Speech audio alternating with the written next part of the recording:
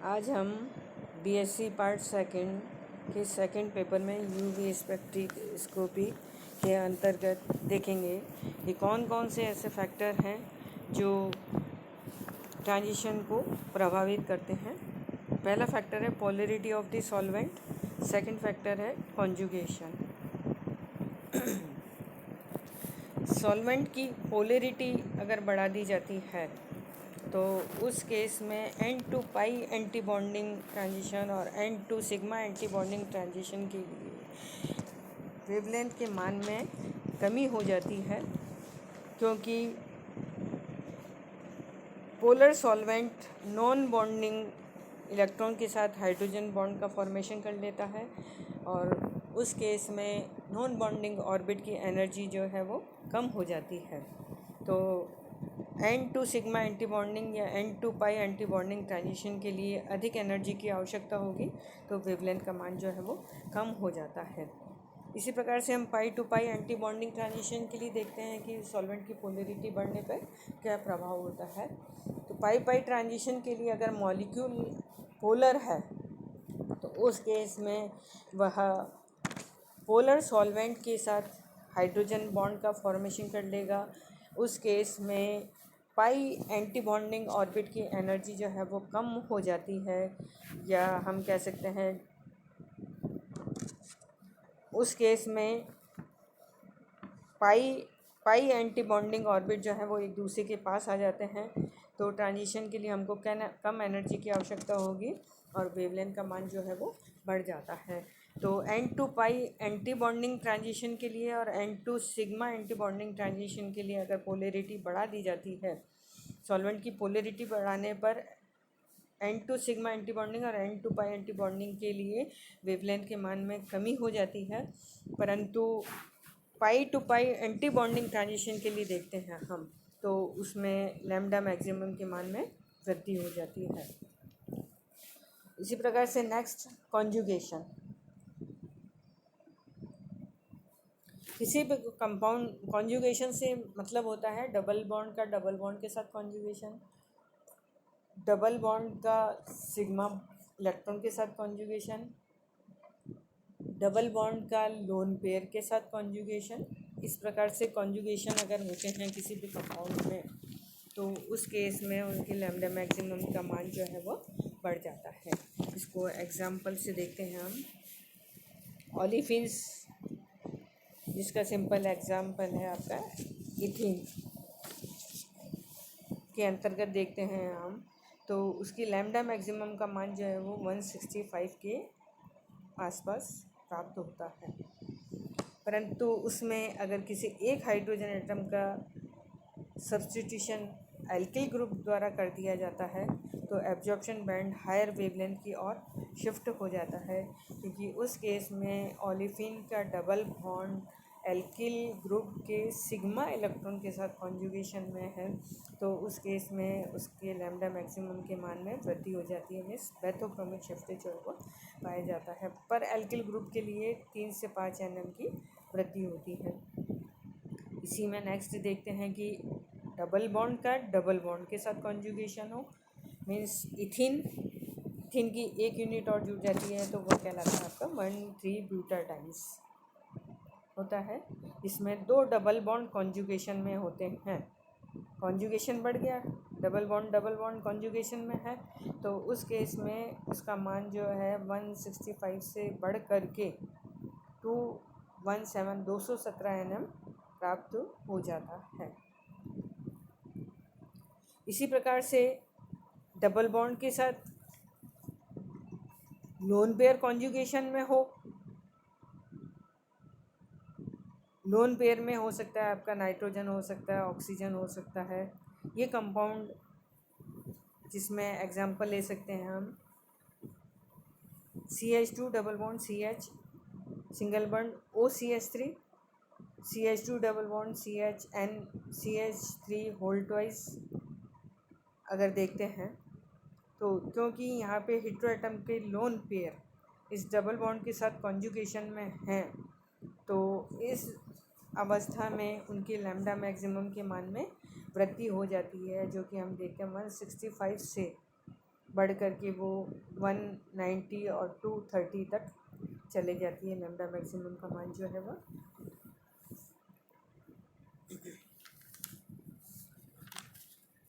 इसी में नेक्स्ट है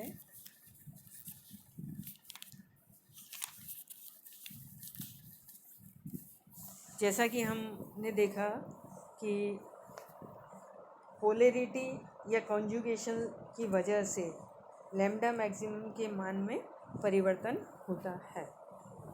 तो नेक्स्ट है absorption and intensity shift. Absorption shift means lambda maximum के मान में बढ़ोतरी या कमी। इंटेंसिटी शिफ्ट मीन्स उसकी पीक की हाइट में कमी या बढ़ोतरी से मतलब होती है, या हम इसको कह सकते हैं कि पाई पाई एंटी बॉन्डिंग ट्रांजिशन पर सब्स्टिट्यूएंट का क्या प्रभाव पड़ता है।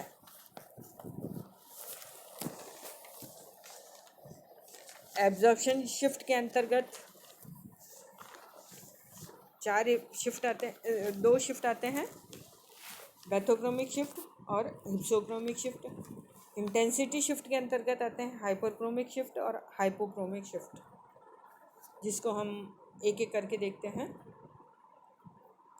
बैथोक्रोमिक शिफ्ट के अंतर्गत जब किसी यौगिक में electron donor group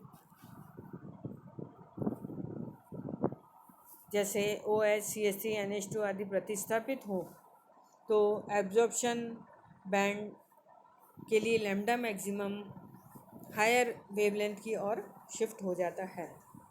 absorption band के हायर वेवलेंथ की ओर विस्थापन को बैथोक्रोमिक शिफ्ट कहा जाता है। इसे रेड शिफ्ट भी कहते हैं।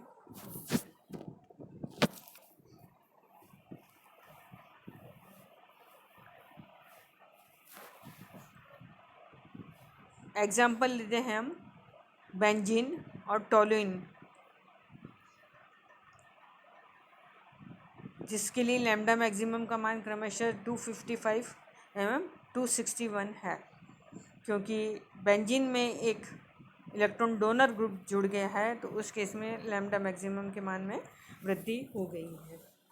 बैथोक्रोमिक शिफ्ट कॉन्जुगेशन और सॉल्वेंट की पोलैरिटी के प्रभाव के कारण भी देखा गया है। एग्जाम्पल देखते हैं हम CH2 double bond CH2 alkene ethene, जिसके लिए लैम्डा मैक्सिमम 165 होती है। 1,3 ब्यूटाडाइन के लिए 217 nm पर लैम्डा मैक्सिमम प्राप्त होती है। ट्राइन और पॉलिन्स के लिए लैम्डा मैक्सिमम के मान बढ़ करके 254 और 255 nm के आसपास पहुंच जाता है। बीटा कैरोटीन, जिसमें कि 11 कॉन्जुगेटेड डबल बॉन्ड होते हैं, इसका लैम्डा मैक्सिमम का मान 451 nm पर प्राप्त होता है, जो कि विजिबल रीजन में होता है, जो कि कलर्ड दिखाई देगा वो उनको।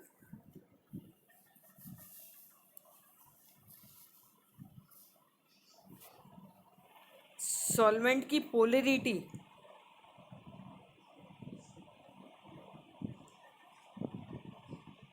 को कम कर दिया जाए, अगर पोलैरिटी को कम करने पर पाई पाई एंटी बॉन्डिंग ट्रांजिशन के लिए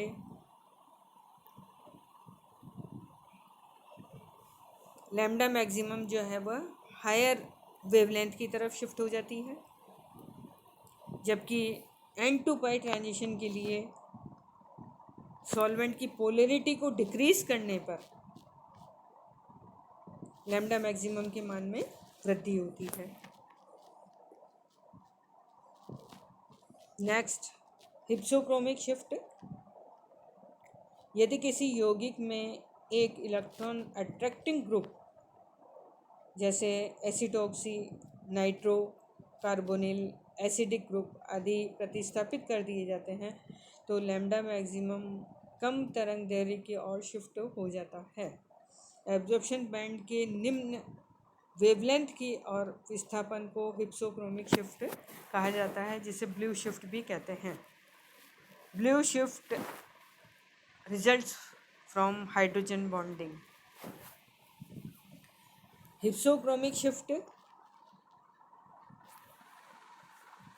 ऑब्जर्व किया जाएगा जब उसमें कॉन्जुगेशन को हटा दिया जाए या सॉल्वेंट की पोलरिटी में परिवर्तन कर दिया जाए, जैसे N2 पाई एंटी बॉन्डिंग और N2 sigma anti bonding transition के लिए अगर देखते हैं तो पोलरिटी को कम कर दिया जाए।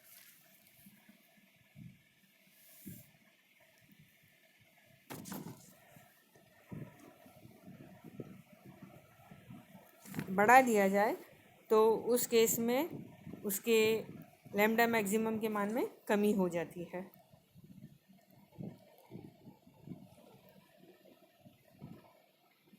इसको एक एग्जांपल से देखते हैं। In case of aniline,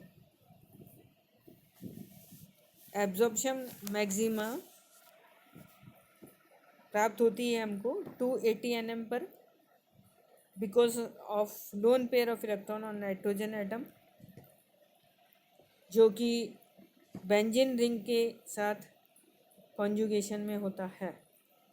benzene के लिए लैम्डा मैक्सिमम जो 254 nm पर प्राप्त होती है, जबकि एनिलीन में लैम्डा मैक्सिमम 280 nm पर प्राप्त होती है। नेक्स्ट हाइपरक्रोमिक शिफ्ट, जो कि इंटेंसिटी से संबंधित होता है। हाइपर मीन्स इंटेंसिटी के मान में वृद्धि, जिसको EMX से प्रदर्शित किया जाता है। यदि किसी प्रतिस्थापी समूह से कोई प्रतिस्थापी समूह से अवशोषण की तीव्रता में वृद्धि हो जाती है तो इसे हाइपरक्रोमिक शिफ्ट कहा जाता है। That is EMX increases। For example pyridine के लिए हम देखते हैं लैम्डा मैक्सिमम का मान और EMX का मान जो है वह 257 और EMX का मान 2750 होता है। परंतु उस पिरिडीन में अगर एक मैथिल ग्रुप का सब्स्टिट्यूशन कर दिया जाए, मीन्स 2 मैथिल पिरिडीन, तो उस केस में उसके लैम्डा मैक्सिमम और EMX बढ़ करके हो जाते हैं 262 और EMX हो जाता है 3560, क्योंकि पिरिडीन के डबल बॉन्ड हैं वो मैथिल ग्रुप के साथ कॉन्जुगेशन में होते हैं, तो उस केस में उसकी EMX का मान बढ़ जाता है। ऑक्सोक्रोम के इंट्रोडक्शन से या हम कहें इलेक्ट्रॉन डोनर ग्रुप की वजह से उसके अवशोषण की तीव्रता में वृद्धि हो जाती है। ऑक्सोक्रोम एग्जाम्पल हैं जैसे CH3OH, NH2OR, NR2 एट्सेट्रा होते हैं, तो उस केस में उसके EMX और लैम्डा मैक्सिमम में वृद्धि हो जाती है।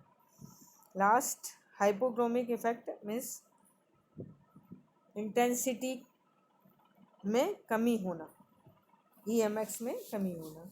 यदि किसी ग्रुप के कारण से अवशोषण बैंड की तीव्रता में कमी हो जाती है तो इसे हाइपोक्रोमिक इफेक्ट कहा जाता है। किसी ग्रुप के इंट्रोडक्शन से मॉलिक्यूल की ज्योमेट्री डिस्टर्ब हो जाती है तो उसे हाइपोक्रोमिक इफेक्ट कहते हैं, शिफ्ट कहते हैं। फॉर एग्जांपल बाइफेनिल, जो कि एक लार्ज मॉलिक्यूल होता है, एब्जॉर्ब एट 250 nm, EMX 19000। जब उसमें अल्फा पोजीशन पर एक मैथिल ग्रुप सब्स्टिट्यूट कर दिया जाए, मीन्स 2 मैथिल बाइफेनिल, तो उससे उसकी ज्योमेट्री जो है वह डिस्टर्ब हो जाती है, तो उसका मान जो है वो कम हो करके जो बाइफेनिल के लिए था 250 nm, 2 मैथिल बाइफेनिल के लिए वो कम होकर के हो जाता है 237 nm। EMX बाइफेनिल में थी 19000 और बाइफेनिल में हो जाती है 1200 10250 हो जाती है। Thank you.